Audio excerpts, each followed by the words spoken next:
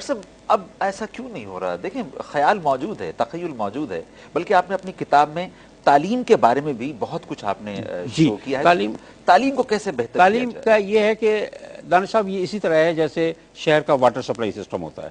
اگر water supply کا over head tank میں گندا پانی ہے تو جو بھی نلکا کھولیں گے اس میں پانی صحیح نہیں ملے گا آپ کو۔ جب ہماری یونیورسٹیز آج کل پولیٹیکل سینٹرز بن گئے ہیں، وہاں لڑائی جھگڑے ہو رہے ہیں، وہاں لوگ گن پاور سے لیڈری کر رہے ہیں، تو بچوں میں تعلیم کہاں سے آئے گی؟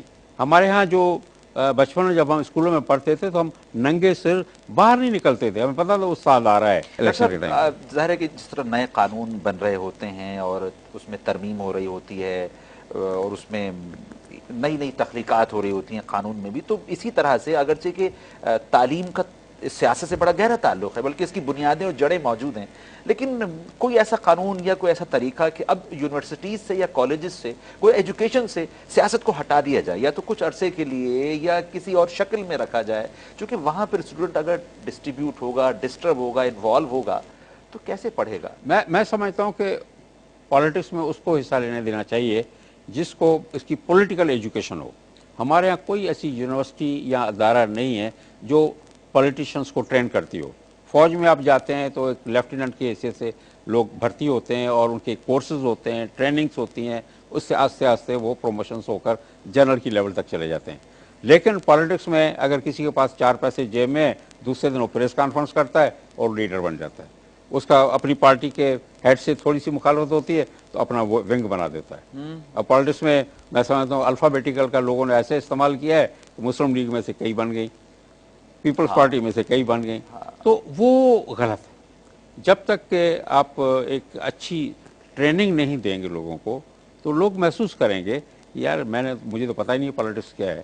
یہاں تقریباً اب جو بنیاد ڈالی جا رہی ہے وہ ایک ہیریڈیٹری ہو رہی ہے، وراثت میں سیاست آ رہی ہے۔ اب بس اپنی سیاست کو، اپنے خاندانوں کو سنبھالے چلے جا رہے ہیں، انہیں اب پاکستان کی فکر نہیں رہی ہے، حالانکہ انہیں چاہیے کہ اگر یہ پاکستان ہے تب ان کی سیاست ہوگی نا، وگرنہ بالکل تو صحیح، کچھ بھی نہیں رہے صحیح گا۔ فرما رہے ہیں۔ اسی لیے میں نے اس کتاب میں لکھا ہے کہ پہلی بات یہ ہے کہ اس میں ہر آدمی کو حق ہونا چاہیے، پاکستانی کو، کہ وہ دوسرے کے بارے میں کمپیوٹر میں دیکھ سکے اس نے ریٹرن کیا بھرا ہے۔ اس کی پرائیویسی کچھ نہیں ہے، یہ اس کی پبلک لائف ہے ایک لیڈر کی، تو اس میں اس کو پتہ چلے کہ اس کی لیڈر کی ٹوٹل جائیداد کیا ہے اور انہوں نے کیوں نہیں دکھائی۔ صحیح اب ہمارے بہت سارے ایسے دوست ہیں جنہوں نے لنڈن میں بھی پراپرٹی ہیں، سعودی عرب میں بھی پراپرٹی ہیں، امریکہ میں بھی پراپرٹی ہیں، پاکستان میں بھی ہیں۔ کئی ایسے ہیں جن کی ڈیول نیشنلٹیز ہیں، جن کی ڈیول نیشنلٹی ہیں ان کو تو پالیٹکس میں آنا ہی نہیں چاہیے۔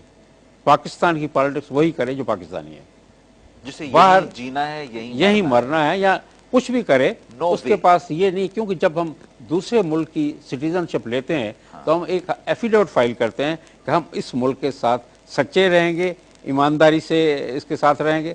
کل کو اگر خدا نہ خواستہ پاکستان کا اور ان کا انٹرسٹ آف کلیش ہوتا ہے تو اب حلف ادھر سے بھی دیا ہوا اس نے، پھر کیا کرے گا وہ آدمی؟ صحیح ہے، صحیح ہے، پھر وہ تو ایک غلط ہو جائے گا نا۔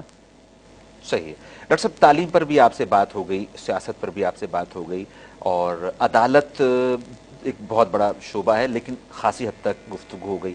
پاسورڈ ٹو پراسپیرٹی میں آپ نے زراعت پر بھی بہت روشنی جی، ڈالی ہے، زراعت بہت میں میں نے روشنی ایک ڈالی ہے۔ چیپٹر دیا ہے پورا۔ شاید پہلا ٹاپک ہمارا زراعت ہی ہونا چاہیے جی تھا، چونکہ پاکستان زرعی ملک ہے۔ جی، ارشاد اچھا، زراعت میں کیا ہے کہ ہمارے ہاں اللہ تعالیٰ نے جو زمین دی ہے اس وقت برف بھی ہے اور گرمی بھی ہے، واللہ اور ہمارے پاس پانی بھی ہے اور ریگستان بھی ہے، صحیح بات۔ ہر قسم کی فصل یہاں ہو سکتی ہے۔ صرف یہ ہے کہ ہمارے لوگوں کو اس کا علم نہیں ہے۔ یہ ایسے لے لیں کہ 1936 سے پہلے سندھ کا صوبہ نہیں تھا، بامبے پریزیڈنسی کا حصہ تھا، اور جب سندھ 1936 میں بنی تو اس وقت سکھر براج بنا تھا۔ اگر 36 سے پہلے کی سندھ کی کراپ پیٹرن دیکھیں گے تو صرف دریا کے کنارے پہ تمباکو ہوتا تھا اور یہ جوار ہوتی تھی اور آلو ہوتے تھے، اور تیسری فصل سندھ میں نہیں ہوتی تھی۔ صحیح۔ پھر جب زیادہ نہریں کھلیں پھر باغات بھی لگے، آم بھی آئے، گندم بھی آئی، دوسری فصلیں بھی آئیں۔ ڈیولپمنٹ ہوتی ہے کام کرنے سے اور انیشیٹ لینے سے اور ایجوکیشن سے۔ اب اس وقت حالت یہ ہے کہ آپ کے پاس ہر چیز جس کا آپ سوچ سکیں وہ یہاں پیدا ہو سکتی ہے۔ ابھی میں آپ کو مزے کی بات کہوں، ٹھٹے ضلع میں لوگ شتر مرغ پال رہے ہیں، 1.5 سال میں وہ 2.5 من وزن کا ہو جاتا ہے، لوگوں کو پتہ ہی نہیں تھا۔ ایک صاحب لے آئے، پڑھے لکھے آدمی تھے، اس نے شروع کیا، ہو گیا۔ آپ کے پاس بہترین پران ہوتے ہیں، آپ کے پاس مچھی ہوتی ہے، آپ کے پاس بہترین مرغیاں ہو سکتی ہیں. میں ان کی گورنمنٹ آف سندھ کے پولٹری فارم پہ گیا، پولٹری ریسرچ فارم پہ، لیکن بدنصیبی سے وہاں کوئی سنبھال ہی نہیں رہا تھا. ڈیری فارم ہے ان کا، تو ان کی گائے کی ربس گنی جاتی تھی. میں نے ان کے مینیجر صاحب کہا، میں کہ جناب یہ آپ کی گائے کپاس کھاتی ہیں؟ انہوں نے اس کے فارم میں کپاس لگائی ہوئی تھی. ڈاکٹر صاحب آپ کی اس کتاب، ہم چونکہ آپ سے جو گفتگو کر رہے ہیں نا، وہ سمجھیے کہ پوائنٹ ٹو پوائنٹ ہو رہی ہے، جی. اور وہ تمام ٹاپکس باقاعدہ اگر کوئی اسٹڈی کرنا چاہے گا آپ کی کتاب کو، پاسورڈ ٹو پراسپیرٹی کے، تو یقیناً اس کو مل جائیں گے. اچھا، آپ کی باتوں سے ایک بات یہ بھی نظر آئی، اور یہ بھی ایک ٹاپک آپ کی اس کتاب میں موجود ہے، کہ پاکستان کو اگر مستقل ترقی دینی ہے، پاکستان کو بچانا ہے، پاکستان کو ترقی یافتہ ممالک کی فہرست میں لے کر آنا ہے، تو اوکے عدالت ہے، سیاست ہے، لیکن کن لوگوں کو سیاست میں ہم لے کر آئے؟ چونکہ ووٹر تو ہم ہیں نا، جی. ہم کسے لے کر آئے؟ الیکشن کا جو طریقہ کار ہے، یا یعنی الیکشن ایک تو ڈپارٹمنٹ کی شکل میں، جی. اور دوسرے ہم کن لوگوں کو الیکٹ کریں؟ اچھا، اس میں بڑا اچھا سوال آپ نے مجھ سے پوچھا. اس میں کیا ہے کہ اس وقت تک جو الیکشن ہوتی رہی ہے وہ ہوتی رہی ہے مسل پاور اور پیسے سے، وہ پھیل گئی ہے. اب اس میں کسی بھی لوگوں کو یہ پتہ نہیں ہے کہ یہ جو لیڈر صاحب ہیں ان کی حالت کیا ہے. میری نظر میں یہ ہے کہ ہر علاقے میں سے 3 اچھے لوگوں کو نامینیٹ کیا جائے، کسی بھی پولیٹیکل پارٹی سے ہمیں اس سے کوئی واسطہ نہیں ہے. ان 3 لوگوں کو گورنمنٹ 3 بندے دے دے کہ بھئی یہ 3 ہماری نظر میں بہت اچھے ہیں، اس میں سے جس کو مرضی ہے ووٹ دو. تب تو وہ ایک بہتر آدمی آئے گا، اور ویسے نہیں آ سکتا. ایک طریقہ یہ، آپ نے کہا کہ گورنمنٹ 3 بندے دے، ہاں. اور اگر گورنمنٹ جو ہے کسی ایک پولیٹیکل پارٹی کی ہے تو وہ نہیں دے گی، وہ کہے گی جی ہمارے بندے اچھے ہیں. تو اس کے لیے دوسری آپشن یہ ہے، اس کو بعد میں ٹرائی کریں، دوسری آپشن یہ ہے کہ ووٹ بجائے کینڈیڈیٹ کے آپ پولیٹیکل پارٹی کو دیں. مثال کے طور پہ اس وقت 5-10 پارٹیاں الیکشن لڑ رہی ہیں، جن کو آخر میں میجارٹی ملے وہ اپنی گورنمنٹ فارم کریں، اور اپنے بندوں کو جو ان کی نظر میں اچھے بندے ہیں اس ایریا میں، ان کو چن کر وہ بھیج دیں. علاقے کی پھر ہونی چاہیے کتنا اس کا ایریا ہو، یہ ان کی ذمہ واری ہے، ہو. ان کی ذمہ واری ہے. مثال کے طور پہ ہمیں جو ہے 350 ممبر اسمبلی کے چننے ہیں، جی ہاں. تو پارٹیوں نے نام دے دیے، لوگوں نے ووٹ ڈال دیا. کسی نے مسلم لیگ کا ڈالا، کسی نے پیپلز پارٹی کا ڈالا، کسی نے عوامی لیگ کا ڈالا، کسی نے MQM کا ڈالا. وہ جو نظام ابھی رائج ہے، بلدیاتی نظام جو ہے، جو کہ ایک مرتبہ گیا، پھر آیا، پھر گیا، پھر آیا، اور پھر آیا، تو یہ وہی نظام نہیں ہے جو آپ سوچ رہے ہیں، یا اس میں بھی چینج ہونا اس میں بہتری آ سکتی ہے. دیکھیے کیا ہے، یہی وہ نظام ہے، نظام صحیح ہے، یہی ہے بالکل. اس کو بہتری. مزید بہتر، ایکچولی یہ نظام یہاں شروع کیا تھا ایوب خان نے، جی. بیسک ڈیموکریسیز، اور اس زمانے بھٹو صاحب ان کے ساتھ تھے، ہاں. اور انہوں نے اس نظام کو بڑے زور شور سے لیا تھا. اور جو الیکٹر ووٹر تھا وہ بیسک ڈیموکریٹ تھا پریزیڈنٹ کے لیے. جی ہاں. اور پھر کیا ہوا کہ جب وہ ان کی ختم ہوئی، اس کے بعد جو گورنمنٹ آئی انہوں نے کہا کہ نہیں، یہ اڈلٹ فرینچائز پورے ان کے ووٹ جو ہے کانسٹیٹوئنسی کے 3 لاکھ ہیں، 4 لاکھ ہیں، وہ بندہ الیکٹ کریں. صحیح. تو اس سے میری نظر میں یہ ہے کہ جو لوکل ایریا کا جو ایک ریپرزنٹیٹو ہے، وہ اس کو وہاں کے لوگوں نے اس کو چن کر نمائندہ کیا ہے. ایسے نمائندے 50-60 مل کر اپنے علاقے کا MP اگر الیکٹ کرتے ہیں، وہ زیادہ بہتر ہے بجائے اس کے کہ 3 لاکھ بندے جا کے الیکشن میں ووٹ دیں. صحیح بات. تو ایک تو یہ ہوگا، اور دوسرا یہ ہوگا کہ یہ جو اتنے لڑائی جھگڑے الیکشن پولنگ اسٹیشنز پہ ہوتے ہیں، جو آپ کو تقریباً آدھے پولنگ اسٹیشن حساس دکھائے جاتے ہیں، اور وہاں آرمی بھی کھڑی کی جاتی ہے، پولیس بھی کھڑی کی جاتی ہے، اس کے باوجود لڑائیاں ہوتی ہیں، فائرنگ ہوتی ہیں، وہ نہیں ہوں گی.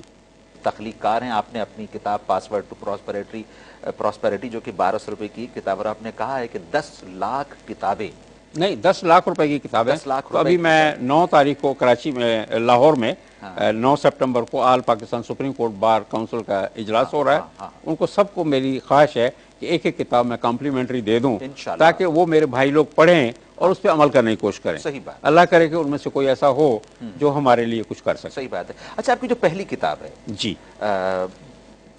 پاکستان دی فورٹریس آف اسلام، جی یہ کتاب بھی بڑے کام کی ہے. یہ کب؟ یہ میں نے 88 میں چھوٹی سی کتاب لکھی تھی. میں امریکہ جا رہا تھا، تو اس زمانے میں نے کہا جی یہ کتاب چھوٹی سی میں لکھ دیتا ہوں، اس کو پڑھیں مہربانی کر کے.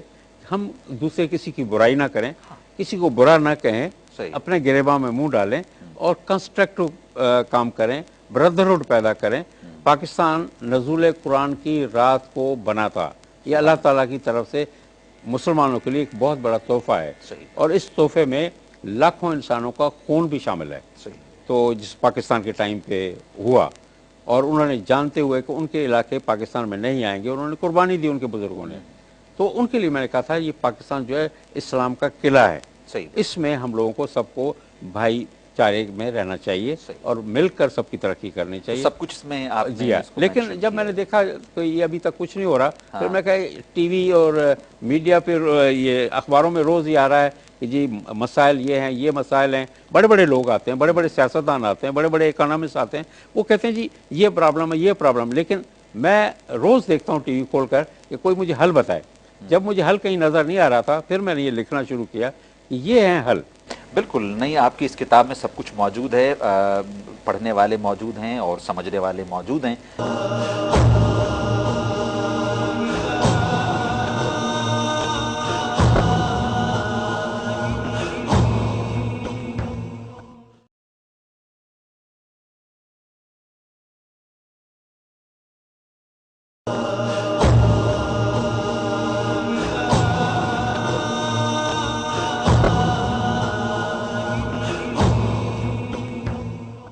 बस एक सवाल अगर हम और भी यूं करें, आपकी शख्सियत से रिलेटेड है कि आप ने ब्यूटिफिकेशन में, यानी जो लैंड ब्यूटिफिकेशन है, नवाबशाह में, हैदराबाद में, और उसके अलावा बदीन में, बहुत से टनो, गुलाम अली में आपने बहुत काम किया, स्पोर्ट्स के लिए आपने बहुत ज़्यादा काम किया, बड़े तारीखी आपने उसमें कारनामे का लफ्ज़ देना चाहिए आपने किए हैं। सियासत में आप चूँकि शामिल कहते हैं कि मैं नहीं होता हूँ, लेकिन आपकी किताब बता रही है कि शायद हर शख्स सियासत में शामिल है या सियासतदान बन सकता है। सही फरमा रहे हैं। मैं इबादत है सियासत। 6 हफ्ते सियासत में रहा और मैंने इसमें किताब में लिखा है 6 weeks in politics, my God. और वो 70 की इलेक्शंस थी। और उसमें मुझे जो तजर्बा हुआ, उसके बाद मैंने उन बुजुर्गों को कहा कि आइंदा मैं कभी ज़िंदगी में सियासत में नहीं आऊँगा। उसमें नवाबजादा नसरुल्लाह थे, मरहूम नूरुल अमीन थे, और जमात इस्लामी के बड़े बड़े लीडर थे, प्रोफेसर मुनव्वर साहब थे, चौधरी रहमतुल्लाह साहब थे, उस ज़माने तो मुफ्ती महमूद थे, फजल रहमान के वालिद साहब, ये सारे थे। और इन सबको मैंने बड़े करीब से देखा और मुझे बड़ा डर लगा, और मैंने कहा जी मैं अपनी कमिटमेंट से टूट जाऊंगा अगर मैं सियासत में रहा। नहीं डॉक्टर रईस मुश्ताक साहब, बात ये कि आपने तो चले अपना हक अदा किया, लेकिन आपके टैलेंट से, आपकी स्किल से, आपके जज्बे से इन पॉलिटिशियंस को चाहिए कि ये आपसे इन कांटेक्ट रहें। देखिए हैदराबाद में इंडस होटल एक खस्ता हाल होटल था, जी बिल्कुल, आज ये 5 स्टार लेवल पर है जी। हाँ? आज ये हैदराबाद की जान है और हैदराबाद का स्टेटस इससे डेवलप होता है। सब तो अल्लाह का करम है, अल्लाह का करम है। मुझे शौक होता है कि कोई अच्छी चीज़ें बनाऊं। इसकी इंटीरियर डिज़ाइनिंग सारी मैंने की है, इसकी प्लानिंग मैंने की है, और अल्लाह का फजल है कि आज ये बहुत अच्छी है। और लोग कहते हैं जी आपने हैदराबाद के माथे पे एक सितारा लगा दिया है, तो ये अल्लाह का करम है, इबादतें हैं। और इसमें मेरा कोई मकसद पैसे कमाने का नहीं है। मेरे पास तकरीबन 150 मुलाजमीन हैं और मैं उनको बच्चों की तरह देखता हूँ। मैं कहता हूँ वो मेरी इंडस फैमिली है, वो फैमिली का हिस्सा। और जो फंक्शन भी करते हैं हम किसी बड़े आदमी को नहीं बुलाते, वही होते हैं, वही स्वीपर भी मेरे साथ ही सोफे पे बैठते हैं और हम बैठ के फंक्शन करा के घर चले जाते हैं। आपके बच्चे?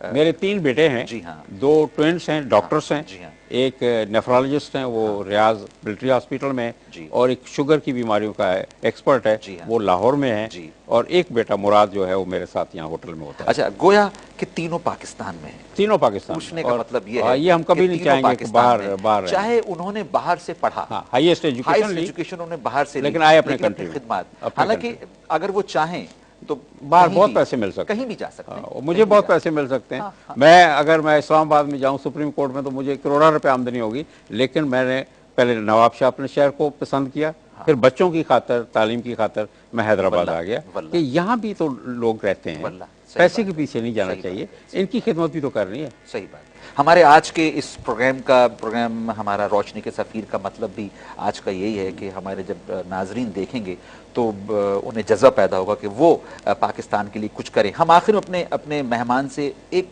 मैसेज लेते हैं। आपसे एक मैसेज नहीं है, हम आपसे 2 मैसेजेस लेंगे। एक मैसेज आप देंगे, हमारे मैसेज देंगे ज़ाहिर है सियासतदानों को, हाँ, और दूसरा मैसेज फिर अपने आम लोगों को, अपने आम दोस्तों को देंगे। तो ये कैमरा मौजूद है और पूरा पाकिस्तान बल्कि पूरी दुनिया इस वक्त आपको देख रही है। 2 मैसेजेस, एक तो सियासतदानों। मैं अपने सियासतदान दोस्तों और बुज़ुर्गों को ये अर्ज़ करूँगा कि खुदा के वास्ते पिछली दुश्मनियाँ लड़ाइयाँ छोड़ दें, मिल बैठकर भाई बनकर गले लगाकर एक दूसरे को पाकिस्तान की तरक्की और यहाँ के आवाम की तरक्की के लिए कुछ करें। बड़ी मेहरबानी होगी आप लोगों की। बाकी जो हमारे भाई लोग हैं, दूसरा मैसेज, जो मेरे भाई हैं, कोई मजदूरी करता है, कोई ईंटें उठाता है, कोई हल चलाता है, उनको मेरी गुजारिश है कि कोशिश करें, सच बोलें, ईमानदारी से काम करें और एक दूसरे में कोई इख्तलाफात हों तो उनको लोकल लेवल में ठीक करें। मैंने इस किताब में अपने में ये भी दिया है कि जो छोटे छोटे झगड़े हैं ना, वो जो इलाके की मस्जिद है वहाँ बैठ के उनके फैसले होने चाहिए। मेरा और आपका किसी का झगड़ा हो, हम मस्जिद में जाएं, वहाँ 4 आदमियों की एक कमेटी बनी हो जो हम दोनों की बातें सुने और फैसला कर दे। इस्लाम में जो कंसेप्ट मस्जिद का वो यही है, ताकि हम में भाईचारा पैदा हो। डॉक्टर साहब, डॉक्टर रईस हैं मुश्ताक साहब, बहुत बहुत शुक्रिया। आज का ये तारीख़ी प्रोग्राम, आपके तारीख़ी अल्फाज, आपकी 2 किताबें, द फोर्ट्रेस ऑफ इस्लाम और पासवर्ड टू प्रॉस्पेरिटी, यकीनन ये संग मील हैं आने वाले लोगों के लिए और समझने के लिए। बहुत शुक्रिया, बहुत टाइम दिया। बड़ी और प्रोग्राम में आपको दोबारा ज़हमत देंगे। बड़ी मेहरबानी। नाजरीन, आपने देखा और आपने सुना कि अगर कोई शख्स पाकिस्तान की, इस्लाम की, अपने लोगों की खिदमत करना चाहता है तो उसके लिए ज़रूरी नहीं है कि उसको किसी सियासी तंजीम से वाबस्ता होना पड़े। वो आज़ाद रह कर भी अपने मुल्क और कौम की खिदमत कर सकता है। डॉक्टर साहब की शख्सियत, डॉक्टर रईस एम मुश्ताक साहब की शख्सियत तो खैर हमा पहलू शख्सियत है। वो तो किसी भी तरफ से अपने मुल्क और कौम की खिदमत कर रहे हैं और करते रहे हैं और करते रहेंगे। लेकिन हम अगर चाहें, आप अगर चाहें कि इस मुल्क की खिदमत करनी है तो कोई मुश्किल नहीं है। आपका जो भी हुनर है, आपका जो भी इल्म है, आपकी जितनी भी सकत है, ताकत है, हिम्मत है, उसको सामने रखते हुए सिर्फ ये सोचना है कि हमें बेलौस मोहब्बत करनी है, बेलौस खिदमत करनी है। अपने लिए तो सभी जीते हैं इस जहां में, है जिंदगी का मकसद औरों के काम आना। इंशाल्लाह किसी और प्रोग्राम में किसी और टैलेंटेड शख्सियत के साथ आपसे मुलाकात करेंगे। इजाज़त दीजिएगा अपने दानिश मेहदी को। नेक्स्ट प्रोग्राम तक के लिए अल्लाह हाफिज़।